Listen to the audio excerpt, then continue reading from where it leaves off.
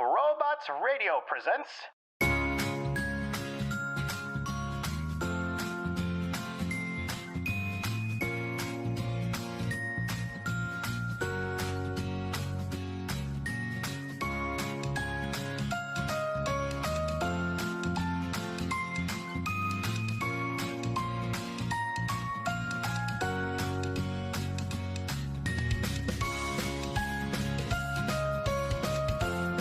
Hello, and welcome to Fresh Tomatoes, the movie podcast. The podcast that celebrates poverty porn. That's Simone LaRue. And that's Chad Ekowitz. Oh boy. Could I be more right? Very controversial. But, yeah.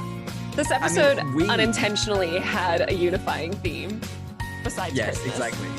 Yes, exactly. Like, we don't celebrate it. Not at all. We're very anti-poverty porn. But it just turns out that Christmas real loves to celebrate poverty porn. It's really shocking. And in a way, almost glamorize poverty. Exactly. It makes it, it makes it palatable for the rich and the middle class, so that we don't feel so bad about only giving back to charities once a year at Christmas time. If at all. Yeah, exactly. You have a good point. So speaking of which, what movies are we doing this week, Simone? So I think we unintentionally found the theme of charity and Christmas in the heat. Which is that's great. a really good point. Yeah. So we are doing Holiday in the Wild, and we are doing Operation Christmas Drop. Yeah, it's very, very exciting. I didn't realize this, but I had actually previously watched both of these movies. So walking into this episode, it was real fun to just revisit these things. I mean, I watched Christmas Drop this Christmas, obviously because it's a 2020 movie. But I watched Holiday in the Wild last year, so it was real fun to see how the year has progressed. And as you know, 2020 was the best year of all the years. There's not been a better year. Personally, for both of us, it's just been aces. Yeah, exactly. And the rest of the world literally celebrating too. I don't know how we're going to recover next year. It's been just one big one. Non-stop joy. Yeah, exactly. So it's only fitting that, for our last Christmas episode, we reflect that joy by showing how the other half live, I guess. Chad, to do this, what are you drinking? I am drinking something a little bit more ridiculous than usual. I am drinking a Malibu Pina Colada in a can. Oh, I didn't know it came in cans, but I actually drank canned wine for the first time yesterday. And you know what? It didn't taste like it came from a can, so... You know what? I think there's a lot to say about canned goods. And this is definitely not the podcast for it. No. But I do like a good canned anything. Just, there's nothing better than that sound when you just open it. That little... Oh, yeah. Ooh. And I'm going to say this. Premixes, not that bad. No, they've come a long way. It's like vegan food. It's just continuously evolving into something better. I remember in first year, there was this drink that I think was only exclusively sold at shitty clubs. But it was called Green Mamba. And it was cream soda and cane premix. Oh my God. It was delicious, obviously, because it's cream soda. But oh man, it was a problem. It was not good. That sounds real dangerous. That does not sound like it should be fun. It's marketed exclusively for 19-year-old girls who are trying to act like they're 21. Yeah, that's fair. Trying to get that cosmopolitan life, but just can't quite afford it yet. No. Yeah. And then obviously the counter to that for 19-year-old boys was Clippies and Coke premix, which is just a good old Pretoria boy. I think that's ageless. Pretoria boys of all ages. That's what the Clippies and Coke slogan is. It's just Pretoria boys of all ages. You can take the man out of Pretoria, but you can't take the Pretoria out of the man. That is so very true. Look, when I see a brandy and Coke special, my eyes still light up. So it's a real tasty drink. I don't think there's anything wrong with it. It's just the premix. I think the only issue is don't premix. That's a terrible contribution to the planet. Yeah. So this comes in at a delicious 5%. So yeah, it's pretty nice for a pina colada mix. I wish it was frozen, but it's obviously not. Yeah. And what are you drinking? I am drinking a white wine, not from White a wine? can. This came from a bottle. Okay, nice. But, Not from a standard box. classic. It's a beautiful sunny day outside, not that you can tell, as I sit in this windowless room.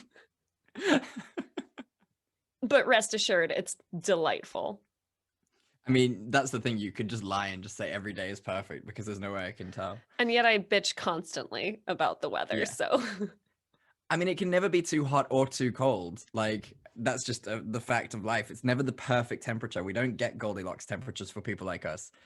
I mean, you do, but then you especially in Cape Town, then you drive to the other side of the mountain and it's horrible. Yeah, that is a uniquely Cape Town issue, is that, 15 kilometer span means completely different weather zone. Oh man, if you don't bring a light jacket with you everywhere you go, you're in trouble. Lessons to learn at your first year in Cape Town, without question. Yeah. What was I going to say? I was going to say something to you about that actually, but I can't remember, so we'll just ignore that Well, completely. we'll move swiftly along. We'll move swiftly on. So I assume yours is going to be bigger than 5%. So I 14. guess we do. Ooh, nice. Yeah. Mature. Yeah. Going hard today. There you go. So tell me all about Rob Lowe and his fancy African dreams. Ow. Okay, holiday in the wild, you guys. Okay. So Kate, played by Kristen Davis, is a woman living in high society in New York. She gave up her dreams of being a veterinarian a long time ago to raise her child Luke, played by John Owen Lowe. Unfortunately, as Luke leaves for college, her husband Drew decides to drop her immediately. Like literally, Luke is out the door headed for college. He's like, I've wanted a divorce for a while. Thanks so much for everything. Cheers. Devastated, heartbroken, confused, really annoyed that she wasted her time with this guy, Kate decides to take their honeymoon or second honeymoon trip by herself. She'd booked a trip to Zambia. So onto the plane she goes. And at the hotel, before she flies into the lodge the luxury lodge she's supposed to be staying at, she meets a handsome pilot named Derek, played by Rob Lowe. Woo! The two banter back and forth, and the next morning they set off in the plane. However, on the way to the lodge, Derek decides to land the plane quickly because he spotted an elephant that has been orphaned by poachers. He says that they're going to take the elephant to the animal sanctuary. Kate, feeling her days as a vet beckoning her, says that she actually wants to stay and help. She doesn't want her luxury vacation. She just wants to help out these elephants. So she goes to the elephant orphanage where Derek works when he's not piloting. She meets the lovely Jonathan, who's the head vet person, carer person at the park, played by Fizzy Limpela.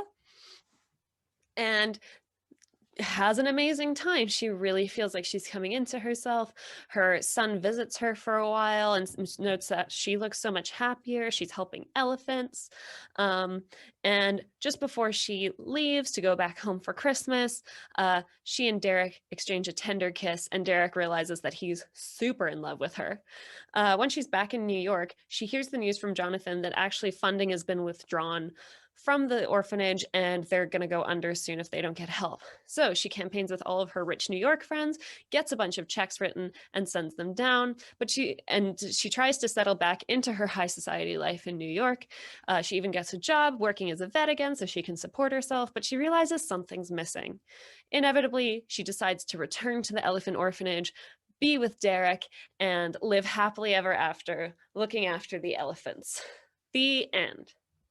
Beautiful, just touching story. Really, truly. Yeah. So what's your I think I know what your cliffhanger is going to be, but I could also be very, very wrong. So please tell me, what is your cliffhanger for this? So I actually found this movie very enjoyable, but this line made me scream out loud. I think I know which one it is.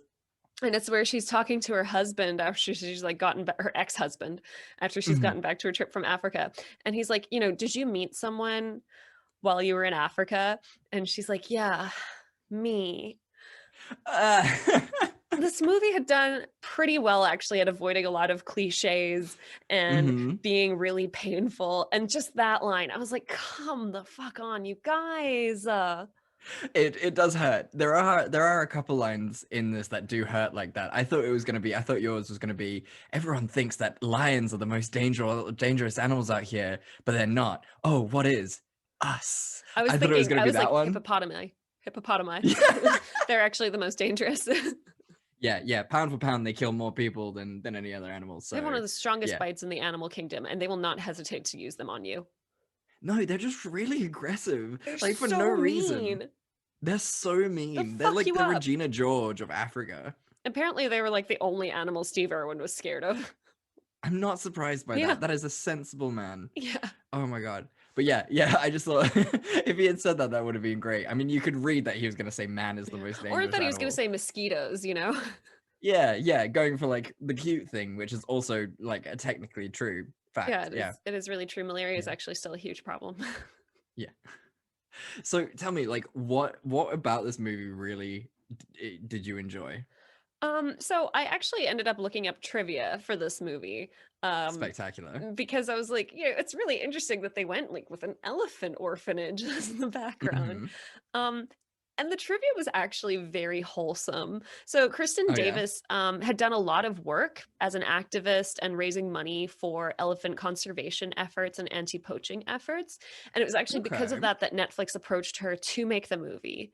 And production for the Oh. movie actually took four or 5 years, just because they were making sure that like they treated the elephants really, really well, and everything was like Wow. totally up to code. So they needed to make sure that the elephants were like being treated super well, that Mhm. any training or like moving of them was done totally with their consent, keeping the Mhm. cruise minimal and making sure the elephants were used to the cruise.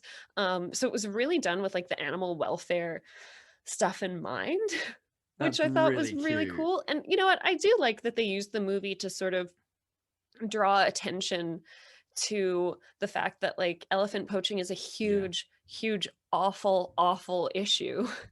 Yeah, it's um really fucking disgusting. It's it's horrible, horrible, it's horrible. completely fucking horrifying. And I think at the bottom of this episode we'll link to, if you guys want to donate to elephant conservation efforts, I would highly recommend it for your little Christmas charity. I think it's really worthy, and they're such spectacular Yeah. creatures. And that was another thing. They really just showed like how incredible elephants are and how fucking cute baby elephants are. Oh, they're the They're, most adorable. they're so naughty. They're just the cheekiest of all the animals, and they're great. What I love, my favorite fact about baby elephants is the fact that they see us the way we see kittens. So they just think like we're just like cute little pets. And I just think that's, you know what? That's all you need to know about elephants. They are just the greatest creatures, and so they good. deserve our love and our protection. And yeah, fuck poaching, and please guys, like we would love to do what we did with the sharks, and sort of raise money for sharks, but it is Christmas and we are both very skint right now. And So maybe very unemployed. I'm very unemployed, so maybe like next year sometime we'll revisit this and do something for the elephants. But guys, please, in lieu of our absence, please donate. It would be so good for them, and especially for Christmas. And if you've ever been with an elephant, you know how great they are. They are spectacular. Yeah. Yeah. Did this movie make you miss home at all? Like a little bit? Because it was filmed in South Africa, actually. Like they said it was in Zambia, but it was But yeah, you could tell it was South clearly. Africa.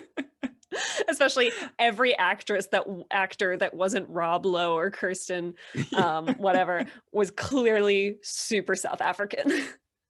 Oh yeah, without a doubt. It is really funny. Like obviously they love filming in South Africa because, the safety restrictions are very minimal in South Africa, which is great. And it helps the film industry with it. But yeah, of course it made me miss home. Like I miss home a lot when it comes to these type of things, especially as soon as I hear a South African accent, it just makes me miss it so much. So like the evil character who really wasn't even that evil, like when she came and she's like, "Oh, take me, come back to Cape Town with me." And I was just like, "Oh, thank you for this." You're like, Thank I would you. if I could, bud.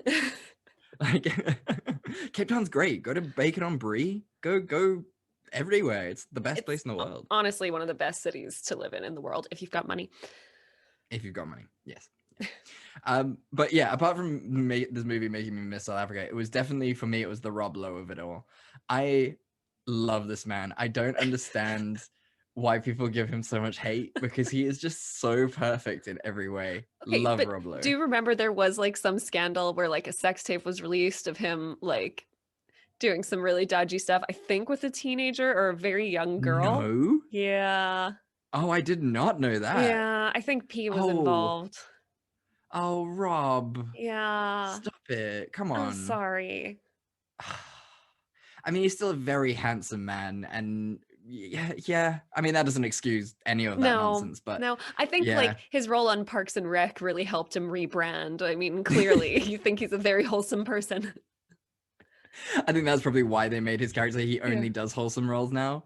But I guess that also like with his brand, his new brand of wholesome content, it really didn't work for this movie for me. Like as Yeah. this sort of crutchety, cantankerous man who he's supposed to be in this beginning, it really didn't work. It's sort of like No. the nicest man trying to be grumpy, and it just doesn't It work. was such a strange character in general because it's like, oh, this like surly dude who Yeah. like, doesn't take shit but like flies planes and stuff, but like he really seems to like his life. Yeah. Actually, like he likes working at the Yeah. elephant sanctuary, and it's cool that he can like fly a plane um to make some money, and he meets like tourists and hangs out at hotels, and he's friends with like everybody Yeah. likes him.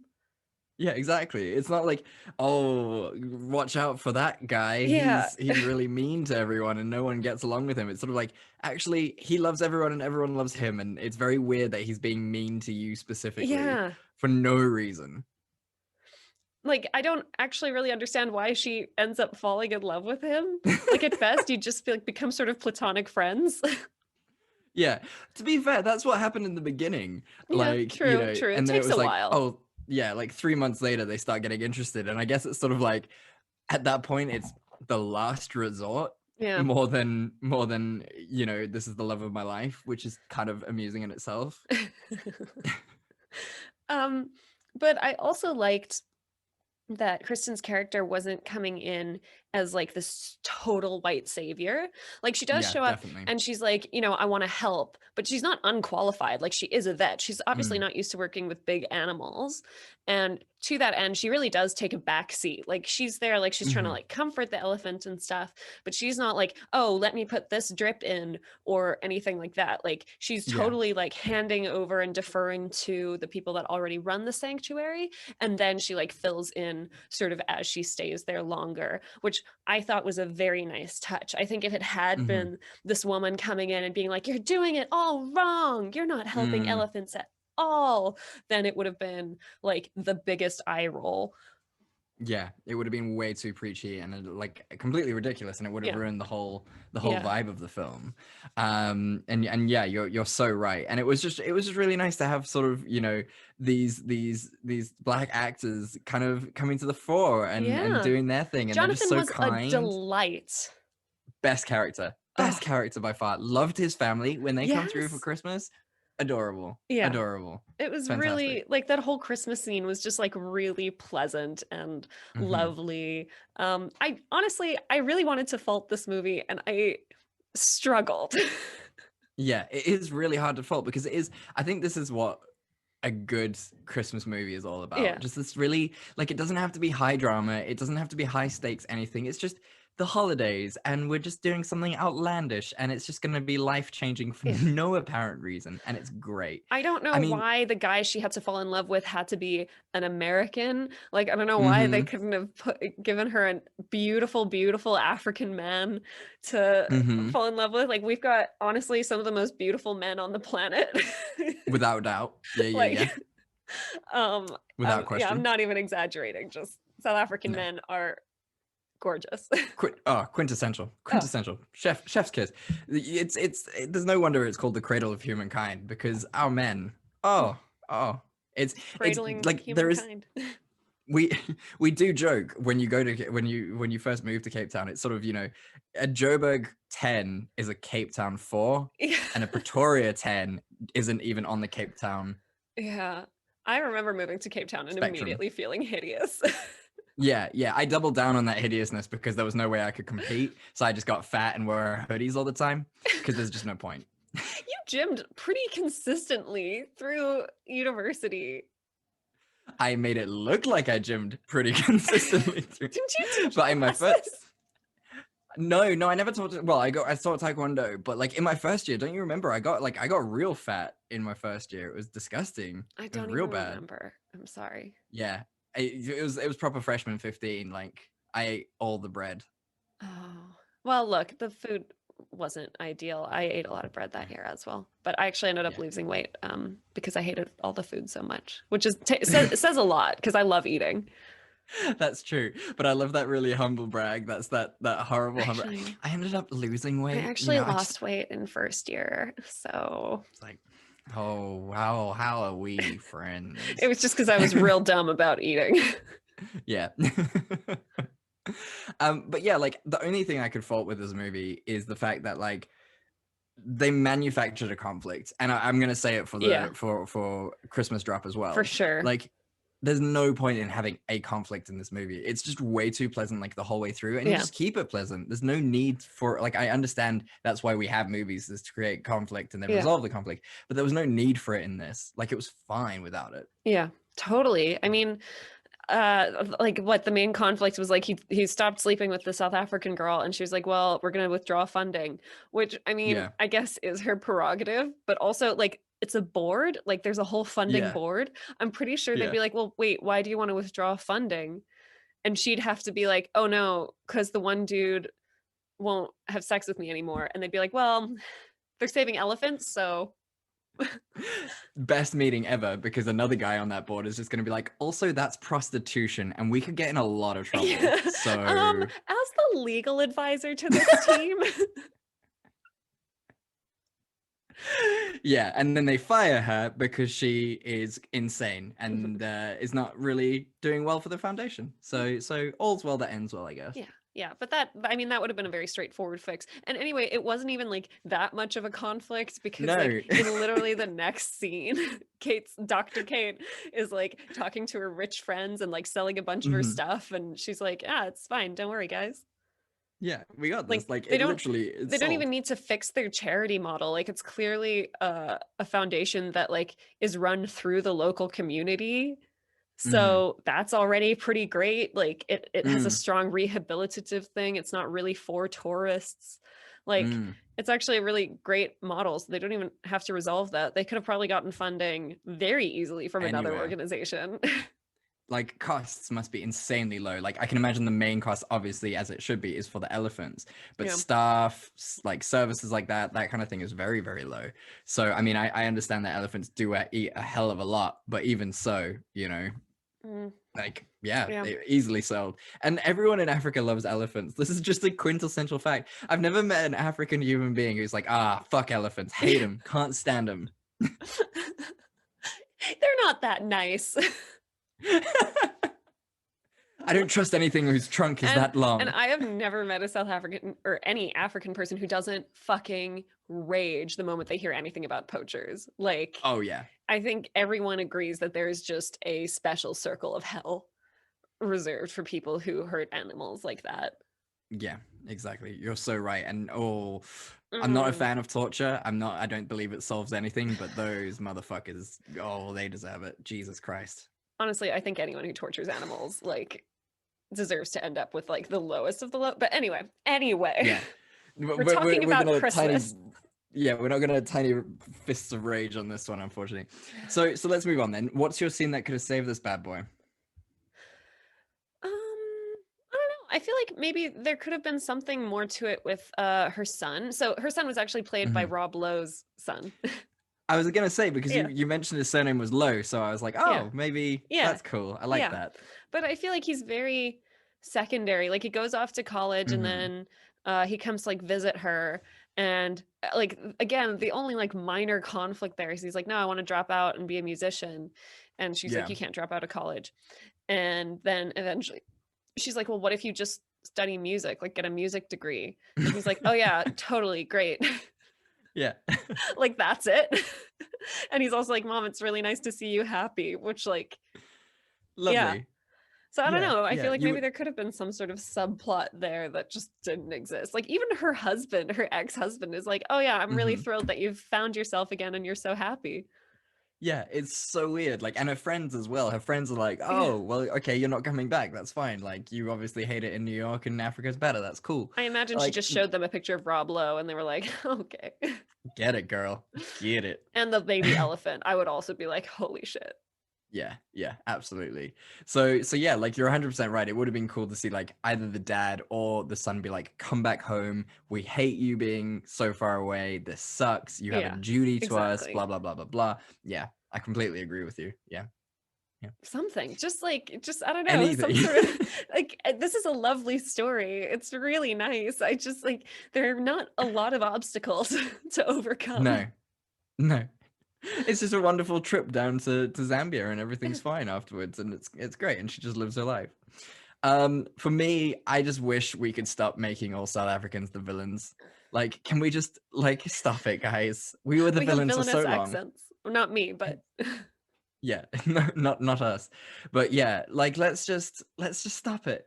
You know, we're gonna start a charity where South Africans are no longer the villains in stories, and we're just, you know, we're gonna fight against this really unjust system. I mean, for like a while there, I think it was like the 90s, early 2000s, like every mercenary character in a movie was South Hmm. African. That was for a Yeah, reason. yeah, Because there because it are a was lot of true. South African mercenaries out there. Yeah. They're reckies. And you know, I don't know, Chad, can we say like stop making us the villains when like but we were though. Yeah, we were. That's the point. We were. You cannot tell me that the blonde chick in this film was a Was a mercenary. recce. She she was just someone who just had easy access to dick, and then was Yeah. very upset when that access went away. And it wasn't even that And easy. She flew in to get that dick.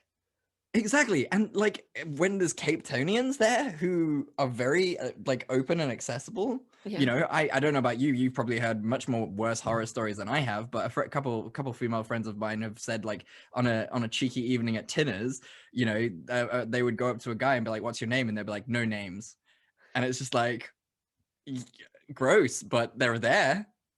Yeah, it's real easy to slut it up in Cape Town. Can we make that the new sort of slogan for Cape Town as you drive in, as you land Come in slut it Cape up in Town? Cape Yeah. Town.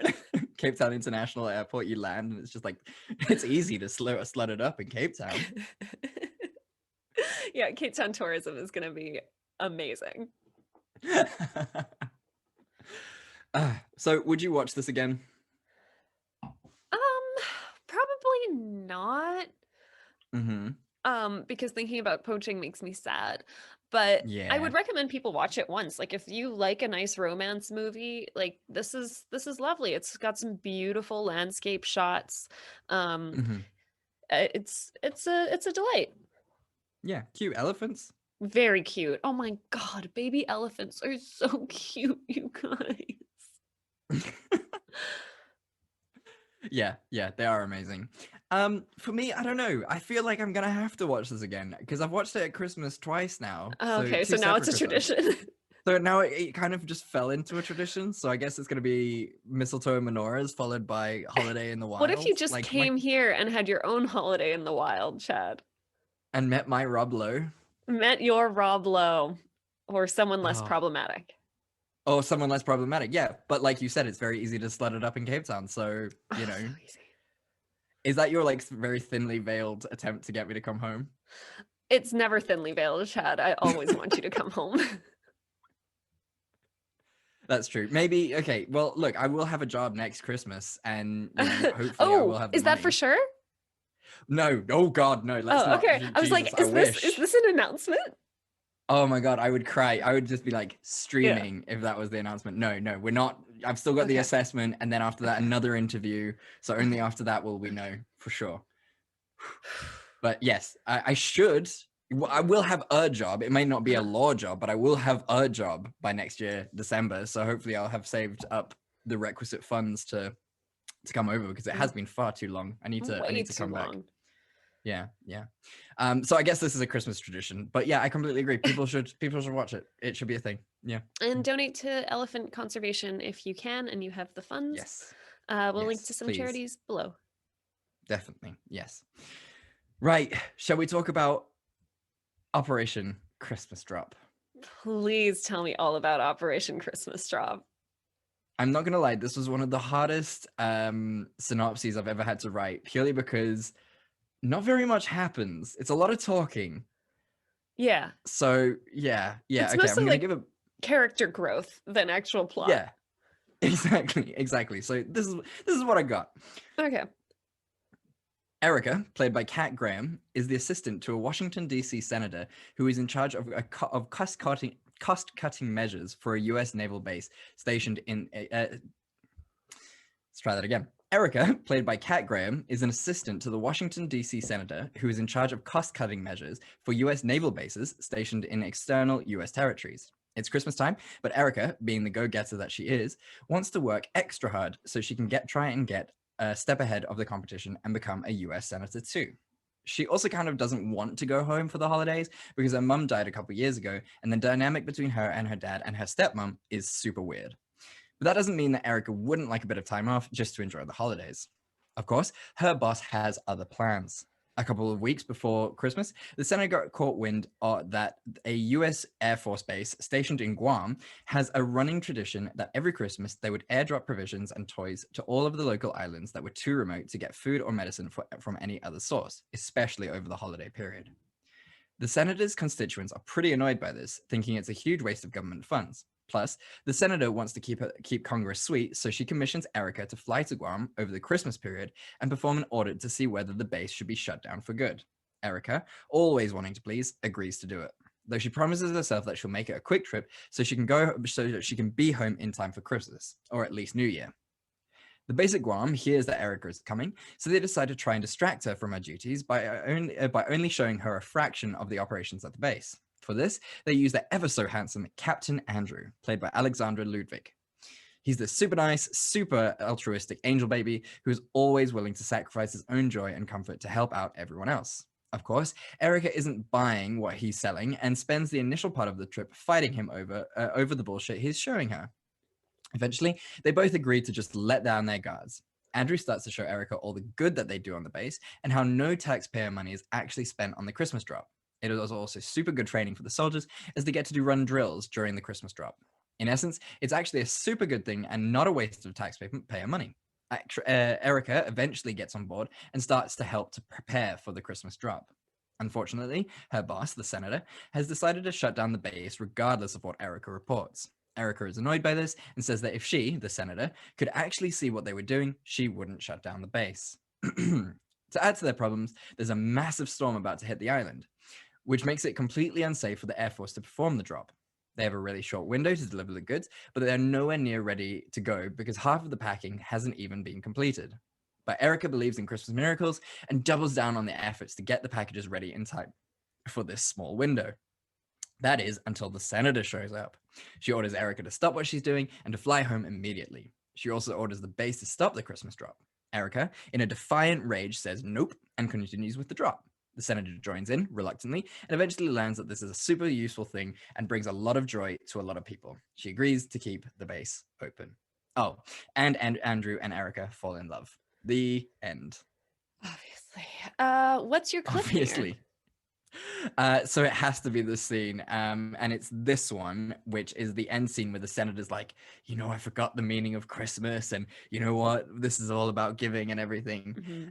And I really hate to admit it, but I did tear up a little bit about this. Oh, I don't know if really? I'm just like completely a broken human being and just like not in an emotional state to have any sort of emotions. Yeah, that's fair. But yeah, I definitely teared up at this. You know what? I get that entirely. I felt like I was being very cynical. Because in my mind, what happened was that the senator realized that this is actually a great diplomacy situation, and like it would actually really hurt ties with Guam if they shut down this base and stopped this charitable action.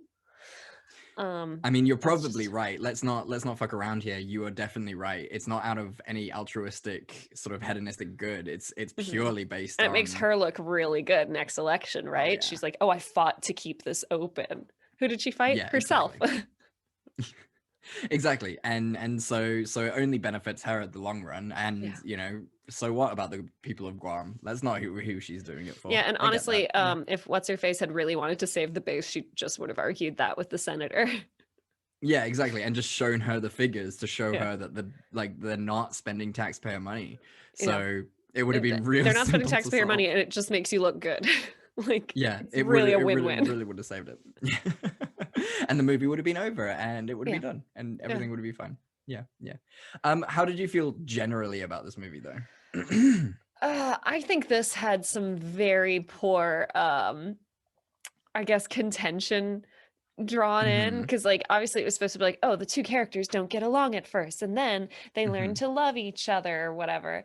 But like, it starts off, this guy is assigned to show her around and stuff, but like he's Hmm. never told to not let her see the Christmas drop stuff. Hmm. And it's really weird that like he's so shitty to her, like he's so Yeah, rude to her from the get-go. It's like, but this is the person who decides the fate of your whether to keep you base. Like, around. it should Yeah, be yes ma'am, no ma'am, right this way ma'am, please look at these yeah, documents. Like that, I mean, especially if they're not using up any money yeah, for the exactly. Christmas drop, like they should have nothing to hide. And the fact that he spends the whole first day like trying to give her the runaround and trying to like distract her from stuff is so stupid. It makes no Yeah, sense. yeah, you're 100% right. And like, he's like painted in the beginning as like this super nice guy who like Yeah, just gives up his Christmas holiday for everyone else, and he's just super exactly. nice. And then the second she arrives, he's just like, "Oh, you're just a pencil pusher, and you've lost the meaning of Christmas." And it's like, what? First of all, she's your superior, actually. Yeah, She's representing it's a bonkers. senator. Yeah, it's crazy. And the senator who can shut you down. Yeah. Like, what is this? You should be bringing out all the bells and whistles Yeah. to And so show he's her like, how oh, good you settle are. down, princess. Let me show you, like, Yeah. what are It's you it's doing? it's it's ridiculous. Like the two protagonists in both of these movies, like both Rob Lowe and this Yeah. guy, it just makes no sense. They have Like why no these reason to be that ornery. Yeah, yeah, that is like it's insane. It really makes no sense, and they do it badly. That's the best thing about it. Like neither of these men can pull off grumpy. Like it Yeah. doesn't work. Yeah, yeah. What did we think about their relationship though? Like as it blossoms. I guess it was fine. Like, he learned how to talk to a woman with respect for more than 5 fucking seconds. Um, and stop like assuming that she was like this really privileged, pampered girl, and just like I don't know. Uh, frankly, like that first impression alone would have put me off.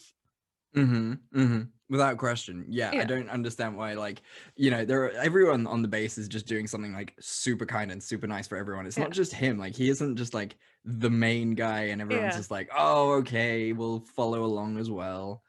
It's yeah, it was all really strange. I don't Yeah, yeah. Like I don't know. Like I said this when I watched this movie the first time that I watched it.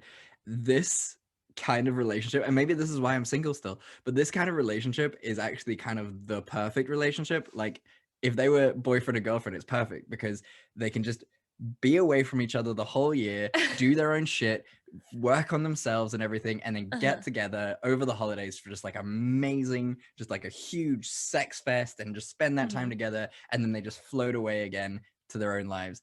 Perfect relationship. I'm not going to touch that.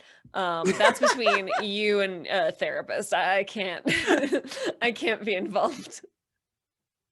Too much? Too deep? Can't be dealing with that? There's just a lot going on there, and this is not the podcast nor the place.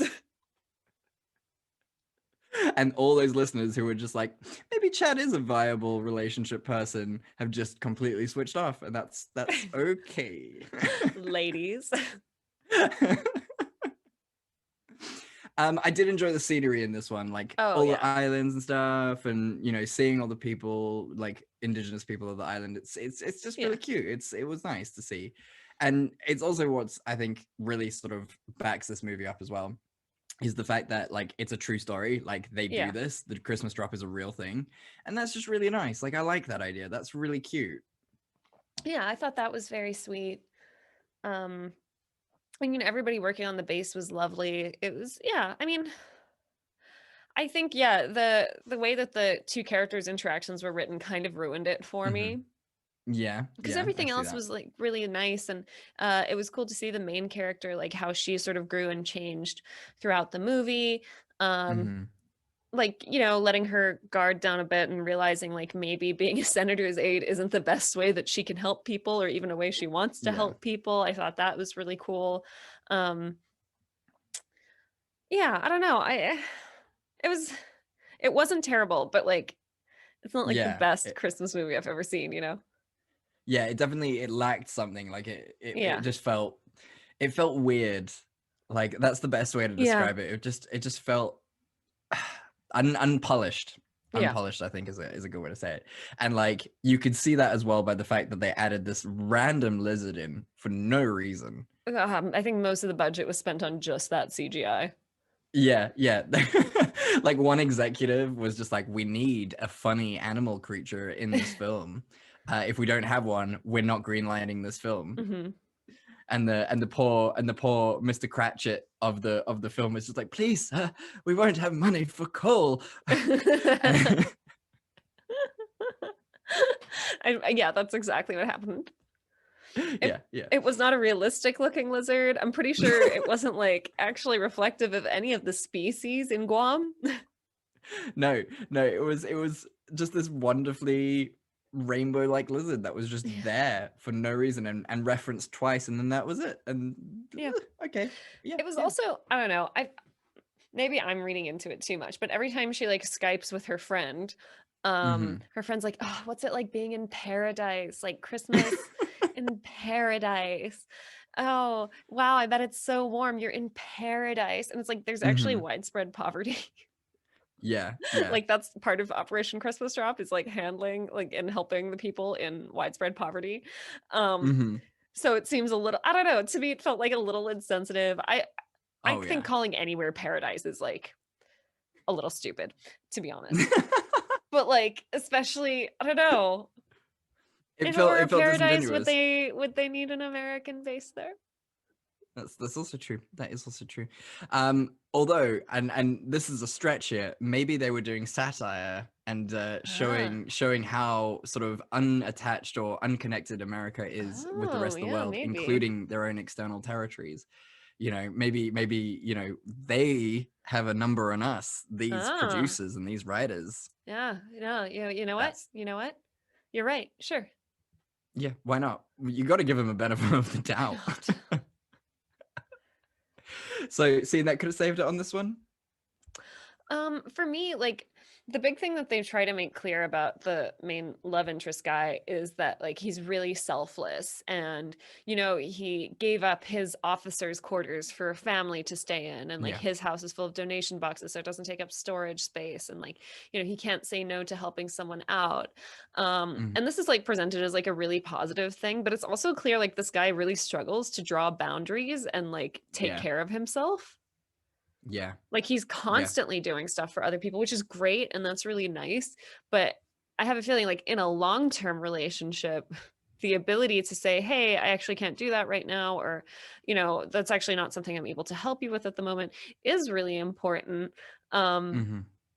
and not having your house full of like tons of boxes of random donations. Like surely you can find a spot. Like this guy hustled Christmas trees into Guam for free somehow. Like surely he can find some Yeah. storage space.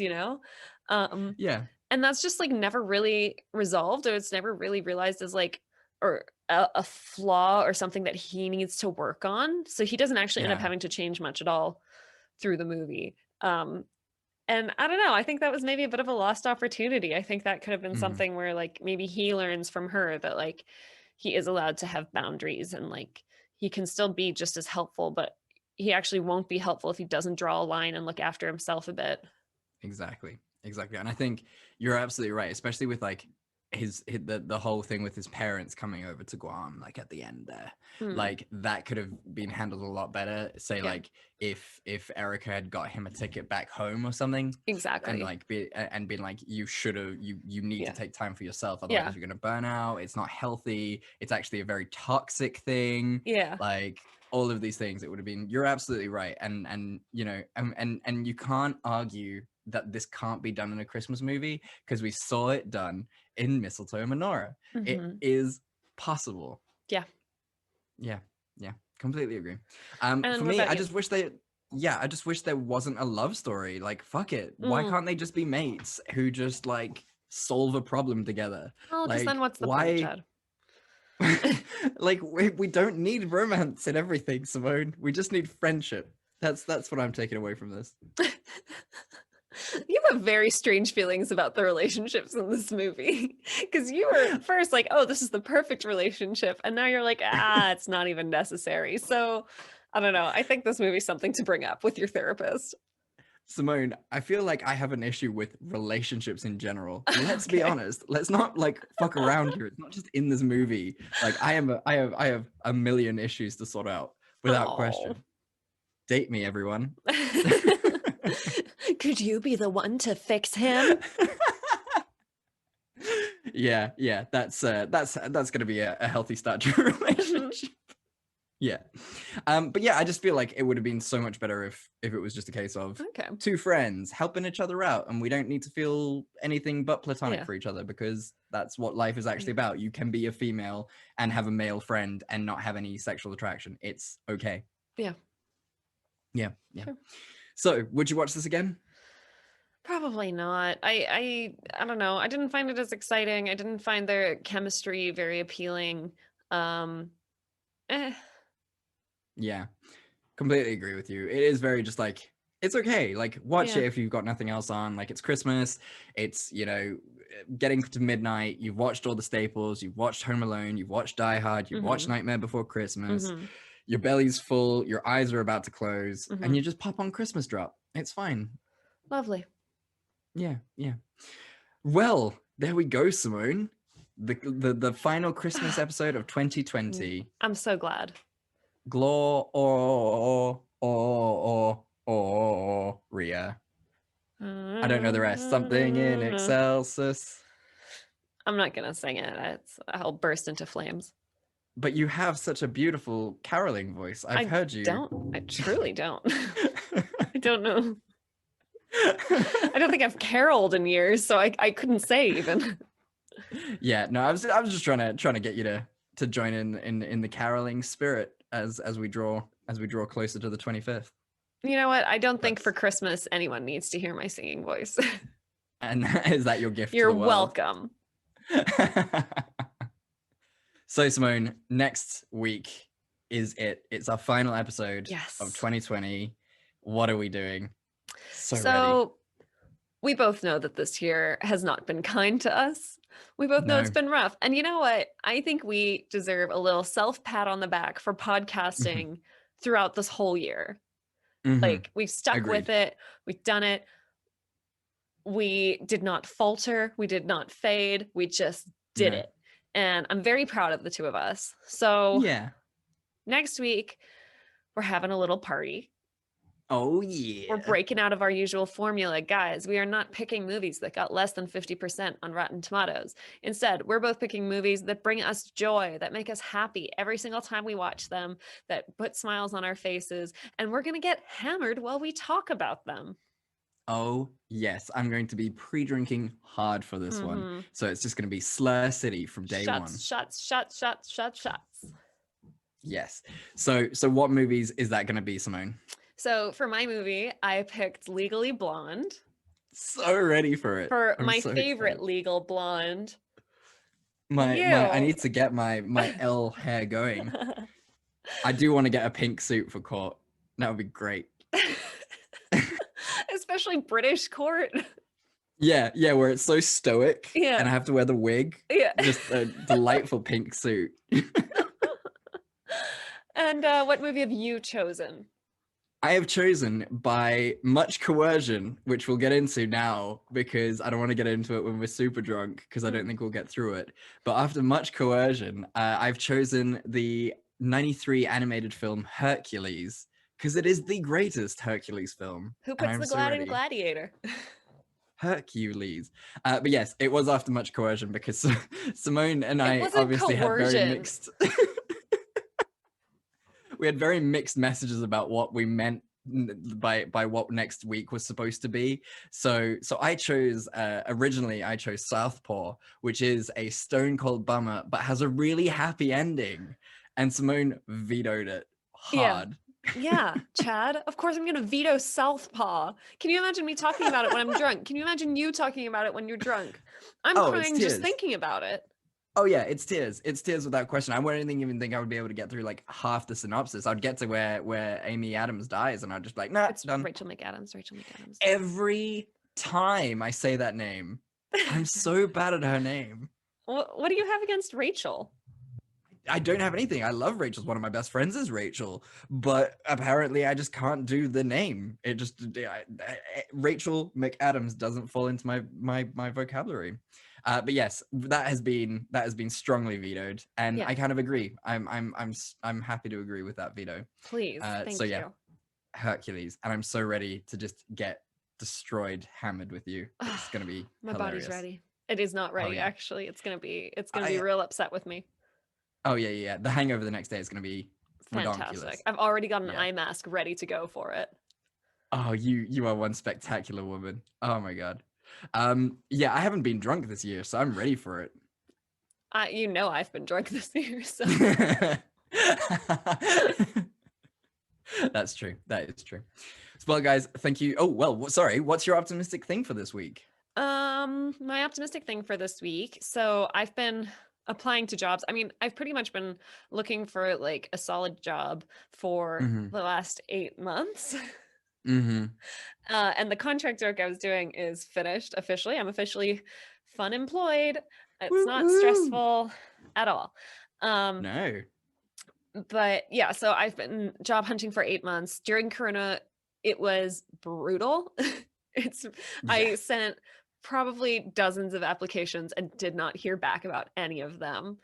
Harsh. And then this week, so there are actually 3 contenders at the moment. I haven't gotten a final offer from any of them, but 2 companies have actually said to me, listen, we've actually filled the role you applied for, but we want you to work for us. So here's another role we think you'd be good for. I've had 2 companies say that. That's amazing. Which is a really nice feeling. I mean, they could still reject me. Like, it's still very much a possibility, but it was like just such nice validation to know that like my skill set and my CV aren't like a total loss, especially I've moved jobs a fair amount in the last 2 years. So I keep thinking I'm basically unhireable. So it's nice. It's nice that it's like to get that validation to like know that like somewhere out there is a job for me and people who want me. That's really nice. That's my optimistic thing for the week. It's a little deep. No, I like it. And I think it's an important thing to remember. And you know, it's not easy when you've just been like, you know, let go and things because of Corona and all that kind of nonsense. But it's also, you know, not your fault. And that's the thing. Yeah, there's nothing you could have done about it. Exactly. Which is really like, it's fucking disheartening, but it doesn't help, especially at the beginning of your career. I mean, we're 27 for God's sakes. It's not what you want at this age. Like, so yeah, really, really scary time to be going through it. And yeah, like I hope for everyone out there, these stories can help you as well to just like keep going and not give up. I kind of wanted to normalize it a bit because I think like a lot of people aren't like necessarily putting their troubles out there. And I've also tried to sort of just keep it off the podcast because it is like, you know, we're all about positivity and stuff, but like, you know, just for other people struggling out there, like you're not alone. It does suck. I am with you. I have had several pity parties this year. It's okay. We're going to work it out. Exactly. Like Troy Bolton said, we're going to work to work this out. Make things the sun right. will shine. It will shine.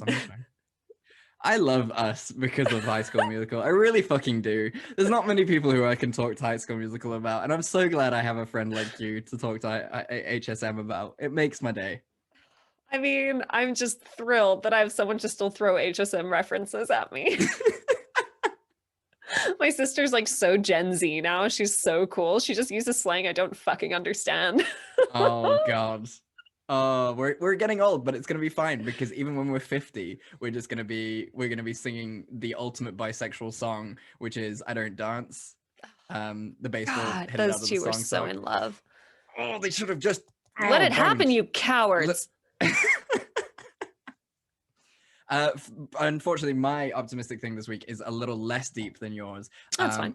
But the gym's reopened, and very much like Fergie, I've been up in the gym working on my fitness, and it's just been so nice. It's I the actually best. did a little giggle and a little smiley little wiggle when I realized that I was going back and doing shoulders and buys for the first time. It was Lifting the best. those It was weights. the best feeling. And then I got to the gym and there was a mirror and there were full sets of weights and there were bars and Z bars. And oh my God, it was just the most beautiful thing in the world. I was so happy. I'm so happy for you. Having a gym open is like, just for your mental health is so wonderful. Huge. There's only so much running can do, really. There is only so much running can do. No, sometimes you've gotta lift a couple heavy things. Yeah, exactly. But I'm wearing a mask. There's a requirement in the gym to wash things down. So, completely safe. But yeah, it is just so nice to get back. Yeah. Jesus. Well, guys, thank you so much for listening. We really, really appreciate it. We hope your Christmas and holiday season is going well. We hope that you're staying sane. We hope that you're staying safe. We hope that you're wearing a mask. And we hope, unfortunately, that you are staying away from family. We know it's really fucking hard, but better to stay away from them now than never see them again. I know it's really threatening, but it's the truth. It's how things are going. Even with a vaccine out there, guys, come on. The vaccine isn't a cure. Like, stop. Think about it. Like, there's not enough herd immunity going around just yet. Exactly. But do get vaccinated when you can, guys. Exactly. I mean, you and I are like the last people who are gonna get it. But that doesn't mean we are gonna just like go out and party now that other people are gonna get it. That would be insane.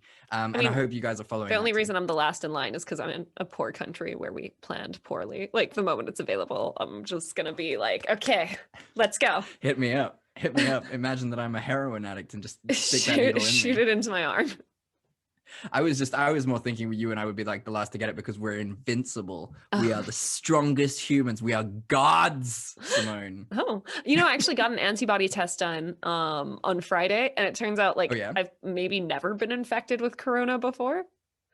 Oh, that's good. Yeah, so I was like, oh, I've been keeping safe. I'm invincible. Maybe that's the secret. Maybe your blood is the blood we need to solve this whole thing, and just you're being selfish. Don't tell everyone. You're being selfish. You're being such a selfish Susan about FBI's just banging down the door. Well, on that really weird note, thank you so much for listening. And where can the people talk to us if they want to talk to us about our crazy views?